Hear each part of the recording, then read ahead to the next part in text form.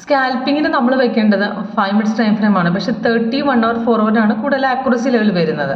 Forex മാർക്കിൽ ആ time ഫ്രെയിമാണ് നമ്മൾ സജസ്റ്റ് ചെയ്യുന്നത്.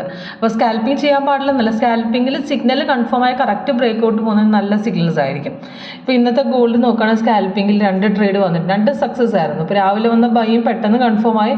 കാരണം സിഗ്നൽ വന്നതിന് ശേഷം ക്യാൻഡിൽ കളറും താഴത്തെ കൺഫർമേഷൻ ബാറും ബൈ സോണും കറക്റ്റ് ടൈമിൽ ബ്രേക്ക് ഔട്ട് നടന്നു കഴിഞ്ഞാൽ നമുക്ക് അവിടെ നിന്ന് ആക്യുറേറ്റ് ആയിരിക്കും. ഈ ബൈ നല്ലപോലെ കയറിപ്പോയി. അപ്പോൾ അത് കഴിഞ്ഞ ശേഷം നമുക്ക് നോക്കുകയാണെങ്കിൽ സെല്ല് കണ്ടില്ലേ, സെല്ല് ഇവിടെ നമുക്ക് നോക്കി പെട്ടെന്ന് കൺഫേം ആയി. റെഡും വന്ന് താഴെ റെഡും വന്ന് സെല്ലും വന്ന് സപ്പോർട്ട് അടിച്ച് താട്ടിറങ്ങി. അവിടുന്ന് റിവേഴ്സിൽ ഇടയ്ക്കൊന്ന് കാണിച്ചു. മാർക്കറ്റ് കുറച്ചൊന്ന് റിവേഴ്സ് പോകാൻ നോക്കിയ ശേഷം ഇവിടെ എക്സിറ്റ് ചെയ്ത് തിരിച്ച് പിന്നെ റീ എൻട്രി തന്നിട്ടുണ്ട്. അവിടെ റീ എൻട്രി ലെവൽ നമുക്ക് പിന്നെ തരില്ല, അല്ലെങ്കിൽ സപ്പോർട്ട് അടിച്ച് നമുക്ക് എടുക്കാം. അപ്പോൾ അവിടുന്ന് താഴത്ത് നല്ല രീതിയിൽ 2-3 പ്രാവശ്യം ബ്രേക്ക് ചെയ്ത് ഇറങ്ങിയിട്ടുണ്ട്. ഇപ്പോൾ കുറച്ച് സൈഡ് വേസ് ആണ്, പക്ഷേ പിന്നെ ഇറങ്ങാൻ തന്നെയാണ് ശ്രമിച്ചുകൊണ്ടിരിക്കുന്നത്. ഡൗൺ തന്നെയാണ്, ഒരു അപ് ടെന്നിലേക്ക് മാറിയിട്ടില്ല. അപ്പോൾ നെക്സ്റ്റ്